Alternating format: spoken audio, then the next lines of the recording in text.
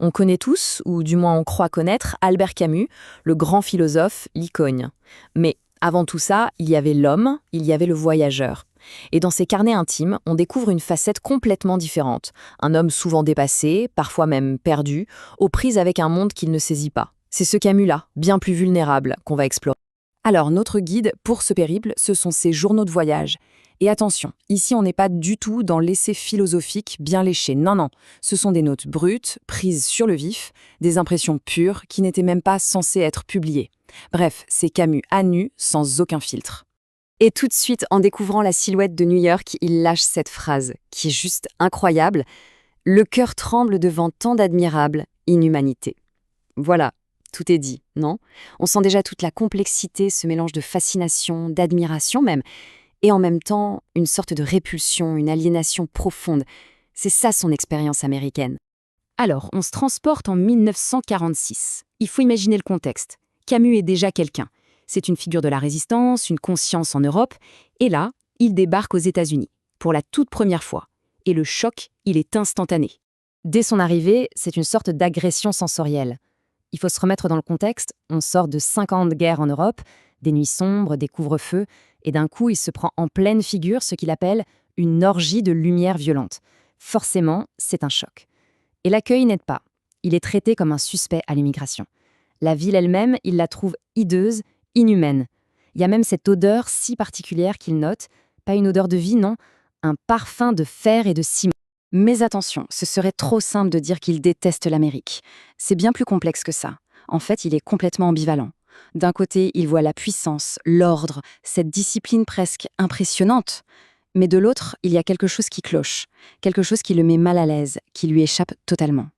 Et voilà la phrase qui, pour moi, résume tout. Dans ce pays où tout s'emploie à prouver que la vie n'est pas tragique, ils ont le sentiment d'un manque. C'est tellement juste. Ce qu'il veut dire, c'est que cette culture de l'optimisme à tout prix, cette volonté d'effacer tout ce qui est sombre, eh bien, ça crée un vide. En niant le tragique de la vie, on finit par sentir qu'il manque quelque chose d'essentiel. Et ce manque, il le ressent partout dans les extrêmes de la ville. D'un côté, il y a la misère noire du quartier de Bowery, et ça, pour lui, c'est enfin le concret, la réalité. Et puis, littéralement, à quelques pas de là, on trouve les boutiques de mariage les plus luxueuses qu'on puisse imaginer. C'est ce paradoxe permanent, des milliers de gens seuls au milieu d'une foule immense. Et la nuit, ce silence étrange, juste brisé par le cri d'un remorqueur, qui lui rappelle que ce désert de fer et de ciment est en fait une île. Bon, ça, c'était l'Amérique du Nord. Mais l'histoire ne s'arrête pas là. 3 ans plus tard, en 1949, il met le cap sur l'Amérique du Sud. Et là, changement radical de décor. On passe de l'ordre à la crise, de la puissance à l'exil, de la discipline à la pauvreté. C'est un tout autre voyage qui commence. Et il faut bien comprendre que ce voyage en Amérique du Sud, ce n'est pas une petite tournée sympa pour un intellectuel en vogue. Non. Pour Camus, ça va être une véritable descente aux enfers, autant physiquement que mentalement. La maladie le rattrape, et le chaos ambiant va le pousser vraiment à bout. Et ces carnets, c'est le journal de bord de cet effondrement.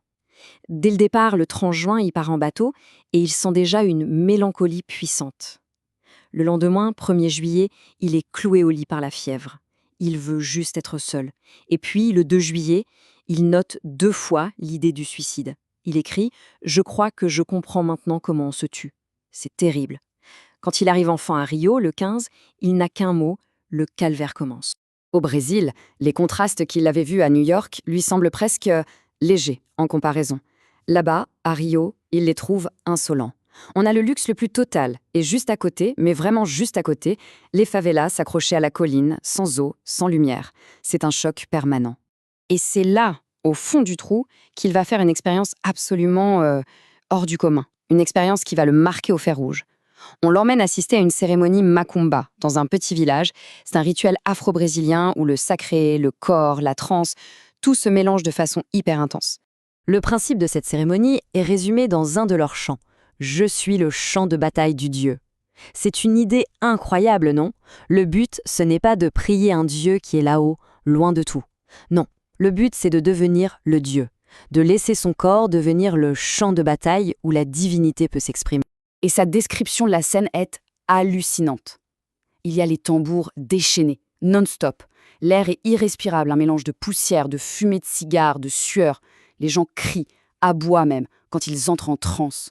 Leurs corps sont secoués de convulsions et leur tête, il dit qu'elle bouge avec une telle violence qu'on dirait qu'ils sont littéralement décapités. C'est une expérience totale, écrasante. Ok, alors on a un homme en crise, des expériences extrêmes, mais qu'est-ce qu'il en fait de tout ça? Eh bien c'est là que le voyageur s'efface un peu, pour laisser la place à l'écrivain, à l'artiste. Comment est-ce qu'on passe de cette matière brute, de cette souffrance, à une œuvre d'art? C'est tout ce processus qu'on va regarder de plus près. Et ce processus, c'est presque une alchimie, c'est fascinant à voir. Étape 1, le fait brut. Par exemple, à Iguape, il observe une légende locale, l'histoire d'une pierre qui pousse. C'est une simple observation. Étape 2, le filtre intérieur. C'est son journal rempli de sa maladie, de son sentiment d'exil, de sa crise. Et enfin, étape croix, le mythe. Il prend tout ça, ce voyage harassant et déprimant, et il le transforme en une nouvelle, La pierre qui pousse, qui est un texte magnifique, presque optimiste sur la solidarité. C'est incroyable comme processus. Alors, au final, quel impact tout ça a eu sur lui sur le long terme? On pourrait penser que ça lui a donné le goût de l'aventure, mais en fait, pas du tout. C'est même tout le contraire. C'est un paradoxe assez dingue quand on y pense. Quand il était jeune, sans un sou, il voyageait tout le temps, il adorait ça.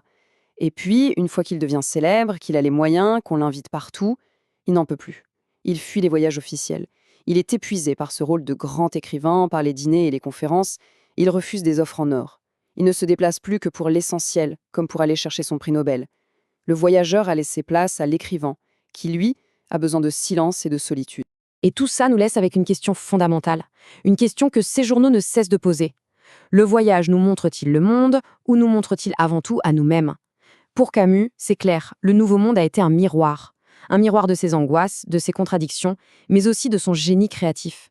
Et c'est une question qui reste ouverte pour quiconque décide un jour de faire son sac et de partir.